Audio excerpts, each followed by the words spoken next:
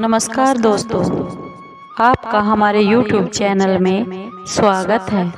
सभी दर्शकों को जय श्री कृष्णा।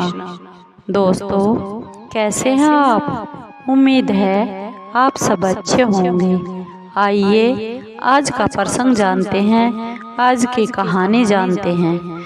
आज की कहानी शनिदेव व्रत कथा है। उससे पहले अगर आप हमारे चैनल पर नए हैं तो प्लीज़ चैनल को सब्सक्राइब जरूर कर लीजिए और बेल आइकन को जरूर दबा लीजिए ताकि आप तक हमारे सारे नोटिफिकेशन पहुंच सके। दोस्तों, आपका एक भी सब्सक्राइब हमारे लिए बेहद मायने रखता है। आइए आज की ये ज्ञानवर्धक और प्रेरणादायक कहानी है जो शनिदेव की है। दोस्तों, अगर शनिदेव की साढ़े साथी या फिर ढैया किसी पर चल रहा है तो आप ये शनिदेव की कथा और व्रत जरूर करें ताकि आप साढ़े साथी और ढैया से के दुष्प्रभाव से बचे रहेंगे। दोस्तों, चलिए जानते हैं शनिवार व्रत की कथा और व्रत रखने से क्या लाभ है और जिसे पढ़ना बहुत ही शुभ फलदायी होता है। दोस्तों, एक बार की बात है, सभी नवग्रहों मंगल, चंद्र, बुध, बृहस्पति, सूर्य, शुक्र, शनि, राहु और केतु में झगड़ा हो गया कि इन सब में से कौन बड़ा है। सभी ग्रह आपस में लड़ाई करने लगे और कोई भी निर्णय नहीं हो पाया और वे देवराज इंद्र के पास इसका निर्णय करवाने के लिए पहुंच गए। देवराज इंद्र उन सब की बातें सुनकर बहुत घबरा गए और उन्होंने निर्णय करने में अपनी असमर्थता जता दी और कहने लगे, हे नवग्रहों, आपका न्याय करने में मैं असमर्थ हूँ। और इस समय धरती लोक पर राजा वीर विक्रमादित्य हैं, जो कि बहुत ही न्यायप्रिय राजा हैं। वे ही इस झगड़े का निर्णय कर सकते हैं कि आप सब में से कौन बड़ा है। सभी ग्रह एक साथ राजा वीर विक्रमादित्य के पास पहुंच गए और अपने झगड़े की सारी बात बता दी और साथ ही हम अपने निर्णय के लिए भी उनसे अनुरोध किया। राजा वीर विक्रमादित्य उनकी सारी बातें सुनकर बहुत चिंता से दुखी हुए, क्योंकि वे जानते थे कि जिस किसी को भी छोटा बताया गया वही ग्रह क्रोध कर उठेगा। तब राजा को एक उपाय सूझा। उन्होंने रजत, स्वर्ण, कांस्य, सीसा, पीतल, रांगा, जस्ता, अभ्रक और लोहों से 9 सिंहासन बनवा दिए और उन्हें इसी तरह लाइन से रखवा दिया। फिर उन सब में से निवेदन किया, आप सभी अपने अपने सिंहासन पर विराजमान हो जाइए। जो भी अंतिम सिंहासन पर बैठेगा वही सबसे छोटा होगा। के अनुसार लोहे का सिंहासन सबसे पीछे रखा हुआ था और बाद में होने के कारण शनिदेव सबसे बाद में बैठे तो वही सबसे छोटे कहलाए। शनिदेव को लगा कि राजा ने ऐसा जानबूझकर किया है और वह बहुत गुस्से में राजा से बोले, हे राजा, तू मुझे नहीं जानता। सूर्य एक राशि में 1 महीना, चंद्रमा 2 महीना 2 दिन, मंगल 1.5 महीना, बृहस्पति 13 महीने और बुध और शुक्र 1-1 महीने घूमते हैं, लेकिन मैं 2.5 से 7.5 साल तक घूमता हूँ। बड़े बड़ों का मैंने विनाश कर दिया है। श्री राम की 7.5 आई तो उन्हें भी वनवास हो गया। रावण की आई तो उसकी लंका को वानरों की सेना से हारना पड़ा। अब हे राजा वीर विक्रमादित्य, तुम भी सावधान हो जाओ। ऐसा कहकर क्रोधित होते हुए शनिदेव वहां से चले गए। तभी देवता भी खुश होकर वहां से चले गए। कुछ समय बाद राजा की 7:30 आ गई। तब शनिदेव घोड़ों के सौदागर बनकर राजा वीर विक्रमादित्य के पास आए। उनके साथ कई बढ़िया घोड़े थे। राजा ने यह समाचार सुनकर अपने अश्वपाल को अच्छे अच्छे घोड़े खरीदने की आज्ञा दे दी। उसने कई अच्छे अच्छे घोड़े खरीदे। वह सबसे उत्तम घोड़े को राजा की सवारी के लिए दे दिया। राजा जो ही उस घोड़े पर बैठा, वह घोड़ा एकदम सरपट वन की ओर भाग गया। भीषण वन में पहुंचकर वह घोड़ा अंतर्ध्यान हो गया। वन में वह राजा बहुत भूखा और प्यासा भटकता रहा। तब एक ग्वाले ने उसे पानी पिला दिया। राजा वीर विक्रमादित्य ने खुश होकर उसे अपनी अंगूठी दे दी। वह अंगूठी लेकर राजा नगर को चल पड़ा। देकर वह अंगूठी राजा उस ग्वाले को देकर नगर को चल पड़ा और वहां अपना नाम उज्जैन निवासी वीका बताया। वहां एक सेठ की दुकान थी। उस सेठ की दुकान में उसने जल पानी पिया और कुछ देर के लिए आराम भी किया। भाग्यवश उसी दिन सेठ की बहुत बिक्री हो गई। सेठ उसे खाना इत्यादि कराकर खुश होकर अपने साथ घर ले आया। वहां उसने देखा कि एक खूंटी पर हार टंगा हुआ है। जिस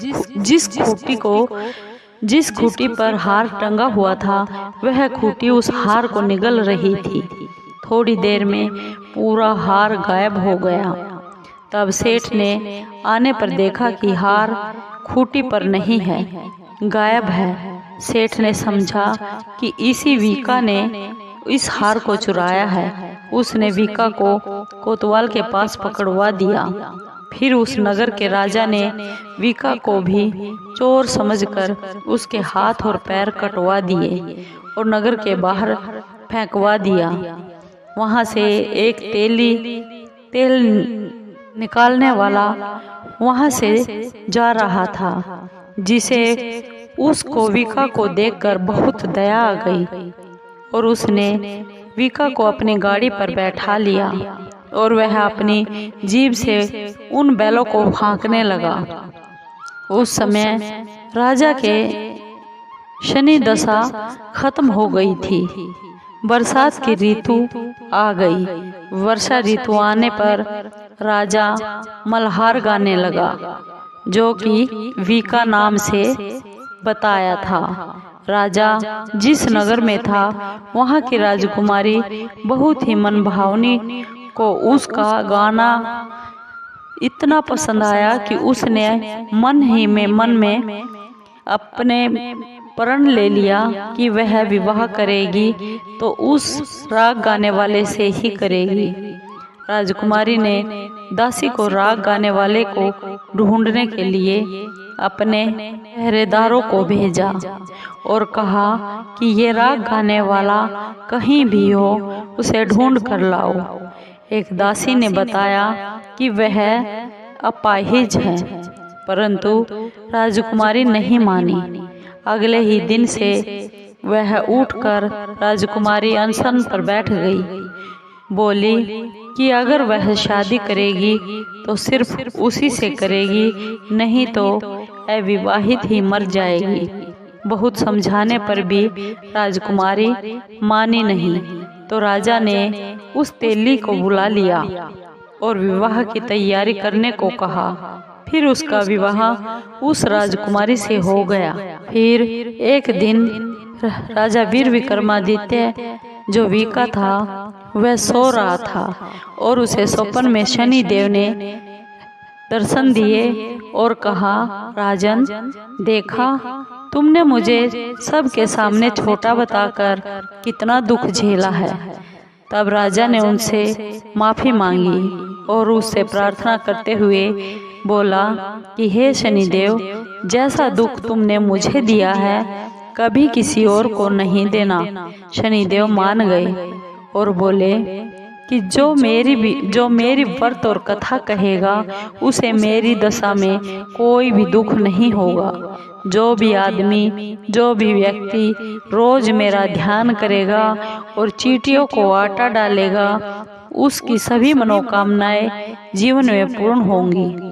और शनिदेव ने राजा को हाथ पैर वापस कर दिए। वह हुई तो आँख खुली, और आँख खुलने पर राजकुमारी ने क्या देखा तो वह बहुत ही हैरान रह गई।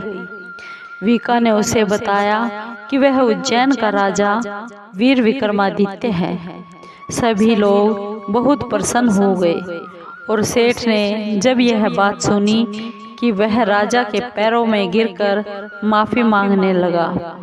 राजा ने कहा कि वह तो शनिदेव का कोप था, इसमें कोई भी किसी का दोष नहीं है। सेठ ने फिर भी आग्रह किया, निवेदन किया कि मुझे शांति तब ही मिलेगी जब आप मेरे घर आकर भोजन प्रसाद ग्रहण करेंगे।